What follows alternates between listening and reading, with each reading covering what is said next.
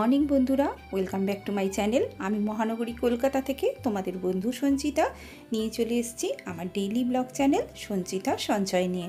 আশা করছি তোমরা দেশে ও দেশের বাইরে যেই প্রান্ত থেকে আমার এই ভিডিওটা দেখছো সবাই ভালো আছো, সুস্থ আছো আর সাবধানেও আছো। আমরাও ভালো আছি। আজ হচ্ছে শুক্রবার। এই শুক্রবার আর শনিবার এই দুদিনের ভিডিও আমি তোমাদের কাছে আজকে প্রেজেন্ট করছি। তা দেখো, সকালবেলা উঠে কিন্তু আমি ওই বিছানাটা করে নিচ্ছি তাড়াতাড়ি করে, কারণ আজকে একটু দেরি করেই কিন্তু ব্লগটা শুরু করেছি। আর আশা রাখছি তোমরা শেষ পর্যন্ত আমার সঙ্গে থাকবে। যদি আজকের ভিডিওটা তোমাদের ভালো লেগে থাকে তাহলে অবশ্যই একটা লাইক, কমেন্ট, শেয়ার ও সাবস্ক্রাইব করে আমার পরিবারে থেকে যেও। আর যে সমস্ত বন্ধুরা আজকে প্রথম ভিজিট করেছো আমার চ্যানেলে, তাদের তো অসংখ্য ধন্যবাদ আর আমি ওয়েলকাম জানাচ্ছি তোমাদেরকে, অনেক ভালোবাসার সঙ্গে জানাচ্ছি। যদি আমার চ্যানেলটা তোমাদের ভালো লেগে থাকে তাহলে অবশ্যই একটা সাবস্ক্রাইব করে আমার পরিবারে থেকে যেও। তো চলো, সকালবেলা যেরকম নিত্যদিনের কাজগুলো থাকে আমি আজকে সেগুলোই করে নিচ্ছি এক এক করে। আর দেখো, সমস্ত কিছু এক এক করে ঝাড়পোছ করে নিচ্ছি, কিন্তু খুব একটা ভারী না, হালকা করেই করছি, কারণ এই সপ্তাহে 2-3 দিন কিন্তু ঘর ঝাড়া ভালো মতোই হয়ে গেছে, ক্লিন করেছিলাম ভালো করে। আর যে সমস্ত কাজগুলো আমাদের ঘরের থাকে এগুলো তো প্রতিদিন হাত ঝাড়া করতেই হয়, বলো, বসবাস করতে গেলে এগুলো করতে হবে না? এগুলো তো করতেই হয়। তাই জন্য প্রতিদিন একটু হাত ছাড়া করে নিই যেভাবে, সেইভাবেই কিন্তু পরিষ্কার করে নিচ্ছি। কারণ যেহেতু অনেকটা দেরি করে আমি আজকে ভিডিওটা শুরু করেছি, সেই জন্য ভাবলাম যে একটু তাড়াতাড়ি করেই হাতটা চালাই। আর কারণ রান্নাও করতে হবে, টিফিন করতে হবে, সবই কিন্তু বাকি আছে। কারণ সকালের দিকে অনেকটা সময় চলে গেছে জানো। দেখবে বন্ধুরা, কোনো দিন যদি একটু দেরি হয়ে যায় কোনো কাজে, বা যদি একটুখানি কোনোভাবে তোমার শরীর খারাপ করে, বা ধরো কোনো কাজ করতে ইচ্ছা করছে না কিন্তু কাজগুলো পড়ে আছে, তখন দেখবে নিজের ভেতরে নিজের একটা যুদ্ধ চলতে শুরু করে। আর এই যুদ্ধ যতক্ষণ চলে ততক্ষণ কিন্তু আমরা একদমই শান্তি পাই না, যতক্ষণ না এই যুদ্ধ থেকে আমরা জয়লাভ করছি। তাই জন্য একটু শরীরটাও খারাপ লাগছিল, আর ওই জন্য একদমই কিন্তু হাত পা চালাতে পারছিলাম না, যেন এত কষ্ট হচ্ছে যে কি বলবো। আর দুদিন তো বৃষ্টি হচ্ছে না, একদম কি বিশাল গুমোট পড়েছে বলো তো, গরমও লাগছে ভীষণ। আর থেকে থেকে যেখানে মেঘ জমছে এক পশলা করে বৃষ্টি হয়ে যাচ্ছে। আর দেখো, বাইরে সব জামা কাপড় দিয়ে এলেও তাতেও শান্তি নেই, খালি গিয়ে দৌড়ে দৌড়ে সেগুলোকে নিয়ে আসতে হচ্ছে।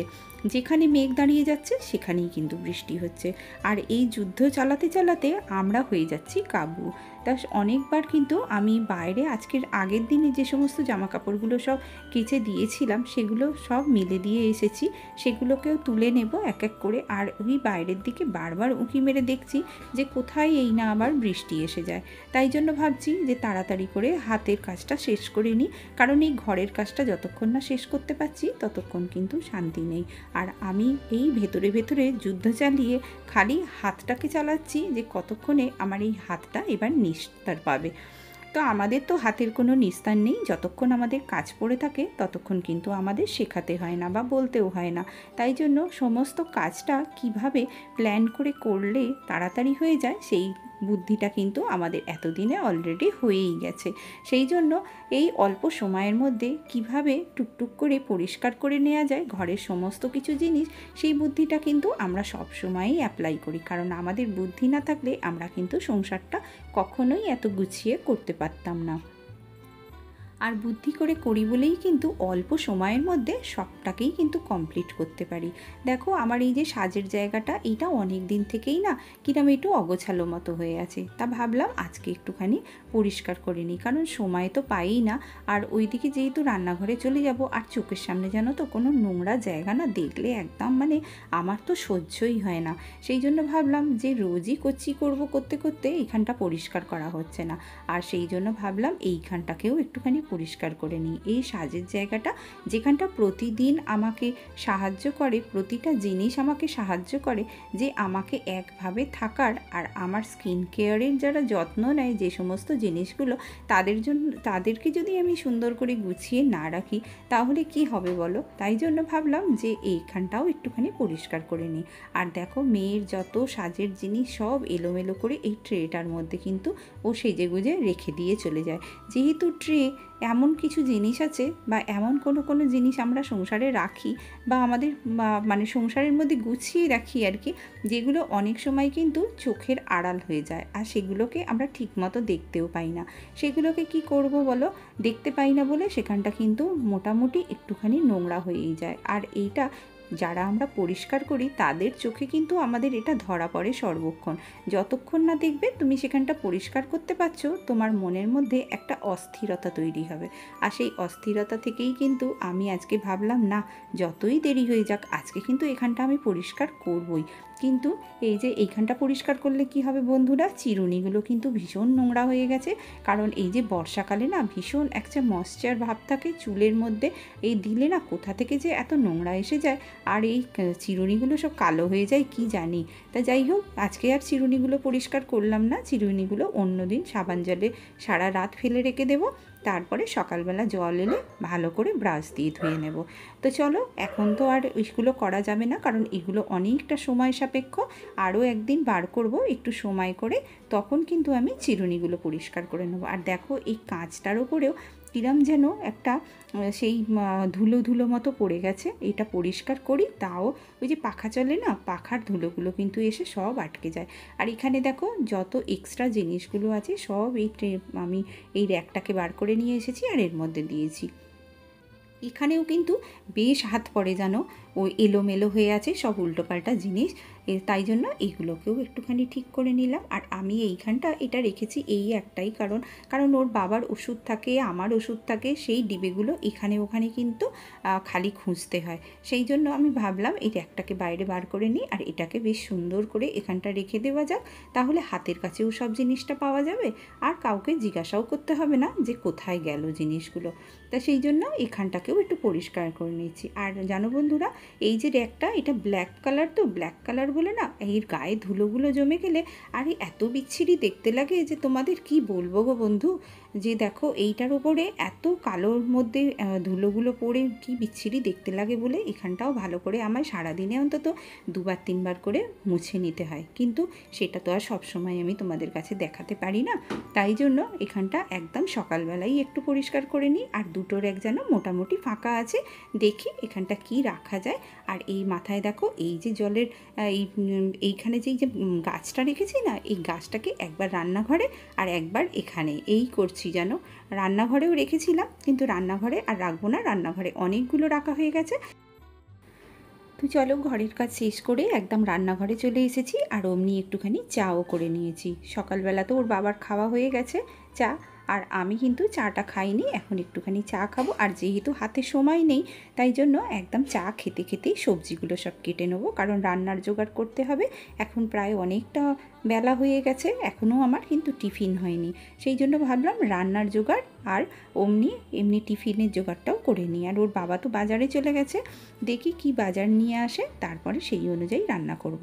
তা আমি একটুখানি কাঁকরোল কেটে নিলাম, আমার যেটা ছিল বাড়িতে কাঁকরোল কেটে নিলাম। আর অমনি একটা আম কেটে রেখে দিয়েছি। দেখি ওর বাবা বলেছে যে ফোন করে বলেছিল যে ইলিশ মাছ বাজারে ভালো আছে, নিয়ে আসবো কি। তা আমি বললাম যে দেখো যদি সেরকম পোষায় তোমার, আনার মতো যদি সামর্থ্য হয় তাহলে তুমি ইলিশ মাছ নিয়ে এসো। আর অমনি একটুখানি আলু আর দুটো যেন ছিল চিচিঙ্গে ছিল, সেই চিচিঙ্গেটা ভেজে নিচ্ছি, টিফিনে খাবো। এরা কিন্তু চিচিঙ্গে ভাজা দিয়ে টিফিন মানে রুটি খেতে খুব ভালোবাসে জানো।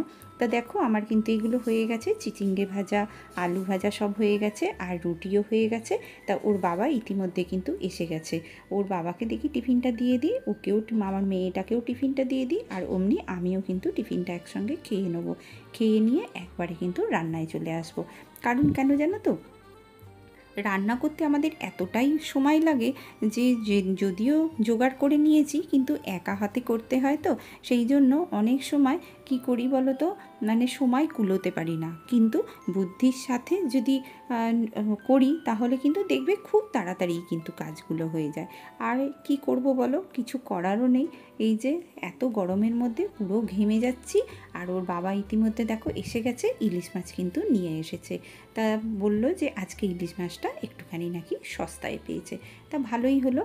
তা সেই জন্য এই যে চালটা দিয়ে দিলাম একদম ভাতটাও বসিয়ে দিয়েছি, দিয়ে কিন্তু আমি অমনি টিফিনটাও খেয়ে নেবো, নিয়ে একদম কিন্তু রান্নায় চলে যাব।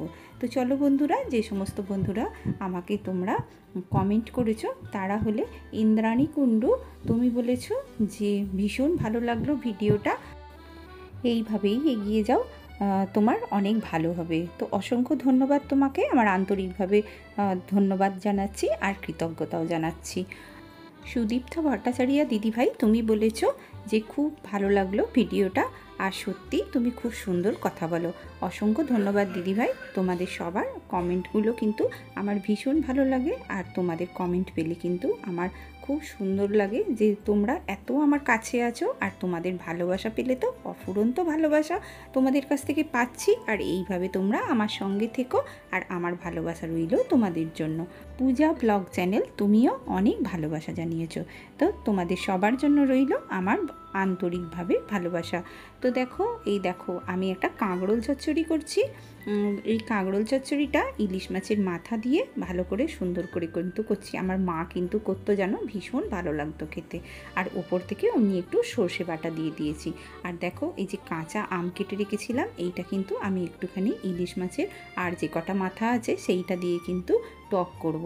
তা তোমরা এইরকম ইলিশ মাছ দিয়ে আম দিয়ে টক খেতে কে কে ভালোবাসো আমাকে একটু জানিও তো। আমার কিন্তু ভীষণ ভালো লাগে খেতে, ইলিশ মাছের যে কোনো পদই কিন্তু খুব ভালো লাগে। আর তাই জন্য একটুখানি তরকারিও করে নিলাম, আর অমনি একটুখানি টক করলাম, কারণ টকটা আমাদের বাড়ির ভীষণ পছন্দের একটা মানে রান্না আর কি। তা দেখো আমার টকও হয়ে গেল, আর এদিকে কিন্তু তরকারি হয়ে গেছে। আর আমি একটুখানি ইলিশ মাছ ভাপা বসালাম ওই যে কড়াতে। আর ওর বাবা যেহেতু কাঁকরোল চচ্চড়ি খায় না, সেহেতু ওর জন্য একটুখানি কাঁকরোল ভেজে দিয়েছি। আর দেখো আমি অমনি এই কড়ার মধ্যেই কিন্তু ভাপিয়ে নিচ্ছি টিফিন বক্সটা। আর টিফিন বক্সটার ভিতরে কিন্তু এই দেখো ইলিশ মাছ হয়ে গেছে, আমার রান্না হয়ে গেছে। এবার সব এগুলোকে বার করে দেবো, দিয়ে আর অমনি মাজবো। এখন আর কিন্তু মাজবো না, 4টের সময় জল এলে তখন কিন্তু মাজবো, বাইরে বার করে রেখে দেবো, কারণ ভীষণ খিদে পেয়েছে। এখন প্রায় 1টার মতো বাজে, কারণ রান্নাঘরটা আমাকে পরিষ্কার করতেই হবে, না করলেই নয়, কারণ দেখতে একদমই ভালো লাগে না। রান্নার পর এটা ফেলে রাখি না, রান্নাঘরটা কিন্তু আমি সব সময় পরিষ্কার পরিচ্ছন্ন করে রাখার কিন্তু চেষ্টা করি।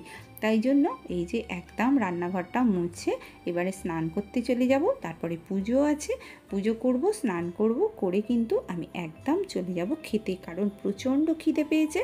কারণ যেহেতু এখন 1টার মতো বাজে, তাই জন্য আর কিন্তু সহ্য করতে পারছি না। তো দেখো স্নান টান সেরে এসে আমি কিন্তু ভাত বেড়ে নিচ্ছি। ওর বাবা আজকেই তাড়াতাড়ি করে খেয়ে কিন্তু বেরিয়ে গেছে, আর সেই জন্য আমি কিন্তু স্নান করতে যাবার আগেই ওর বাবাকে ভাতটা বেড়ে দিয়ে চলে গিয়েছিলাম, কারণ তাড়াতাড়ি বেরোবে বলে। ওই জন্য তা ওর বাবার তো খাওয়া হয়ে গেছে, আমি আর আমার মেয়ে বাকি আছি। তো দেখো আমরা কিন্তু ভাত বেড়ে খেতে বসে গেছি দুজনে মিলে।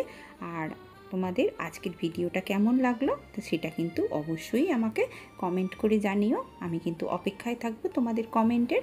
আমার পরিবারের সমস্ত বন্ধুদের উদ্দেশ্যে বলছি, আজকের ভিডিওটা যদি তোমাদের ভালো লেগে থাকে তাহলে অবশ্যই একটা লাইক, কমেন্ট, শেয়ার ও সাবস্ক্রাইব করে আমার পরিবারে কিন্তু অবশ্যই রয়ে যেও।